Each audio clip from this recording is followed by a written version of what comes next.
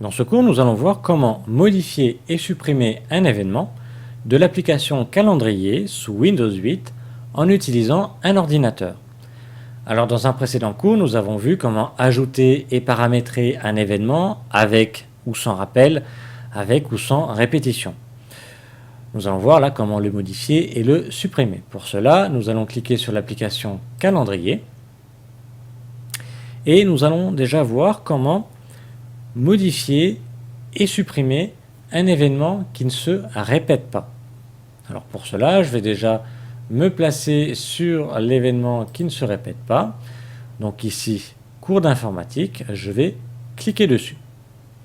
Je vais alors pouvoir modifier ici ses paramètres, modifier son texte ici en plaçant tout simplement le curseur, en effaçant et en rajoutant ce que je veux. Une fois les paramètres ou le texte modifiés, pour l'enregistrer, je vais cliquer sur la disquette en haut à droite.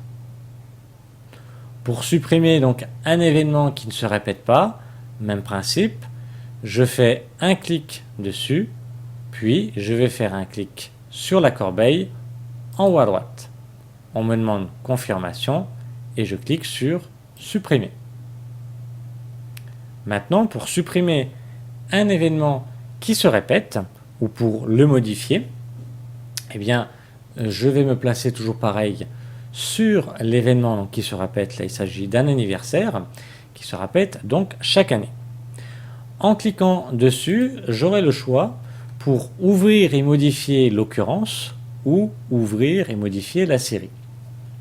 Alors, la différence, c'est que si je veux modifier uniquement l'événement du 9 décembre 2012, je vais cliquer sur ouvrir l'occurrence.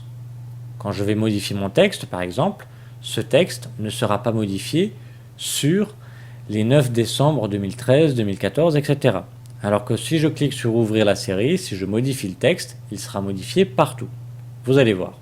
Donc je vais cliquer sur ouvrir l'occurrence. J'ai le même formulaire qui apparaît et je vais pouvoir donc le modifier. Là, je vais modifier, penser à lui acheter une plante, admettons.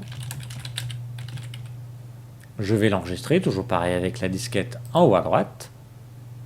Voilà, donc j'ai modifié uniquement cette occurrence-là. Si je clique dessus, si je fais ouvrir l'occurrence, j'ai bien pensé à lui acheter une plante. Si je vais voir le 9 décembre 2013, je vais voir que l'événement, le texte, n'a pas changé. Je clique dessus, puis ouvrir l'occurrence. J'ai bien pensé à lui acheter des fleurs et non des plantes. Si par contre, je modifie non pas l'occurrence, mais la série. Donc je vais cliquer sur l'événement et je vais cliquer sur ouvrir la série. Là, les modifications que je vais apporter vont être appliquées à tous les futurs événements, toutes les autres années. C'est-à-dire que là, je vais lui dire, pensez à lui acheter des fleurs et du chocolat, admettons. Je valide donc en enregistrant, en cliquant sur la disquette en haut à droite. J'ai toujours ici l'occurrence qui n'a pas bougé. Si je clique dessus sur le 9 décembre 2012, ouvrir l'occurrence, j'ai toujours pensé à lui acheter des plantes.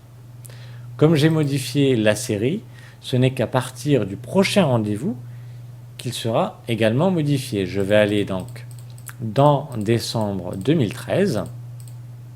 Je vais cliquer dessus, ouvrir l'occurrence pour voir l'événement du 9 décembre 2013 et je m'aperçois qu'il l'a bien changé également, des fleurs et du chocolat. Je vais le fermer, c'est pareil pour 2014, etc. Alors pour supprimer maintenant un rendez-vous qui se répète, ou un anniversaire par exemple qui se répète donc chaque année, eh bien je vais cliquer dessus, puis ouvrir la série pour supprimer l'ensemble. Puis de nouveau, je vais cliquer sur la corbeille en haut à droite et je vais confirmer en cliquant sur le bouton supprimer.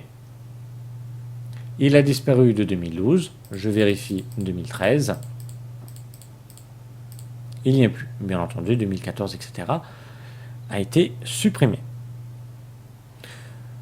Pour naviguer également, vous avez le choix, donc comme je vous l'ai dit, en utilisant les flèches de déplacement, la molette, ou également en faisant un clic droit n'importe où. Vous pouvez afficher soit le mois, soit la semaine, soit le jour.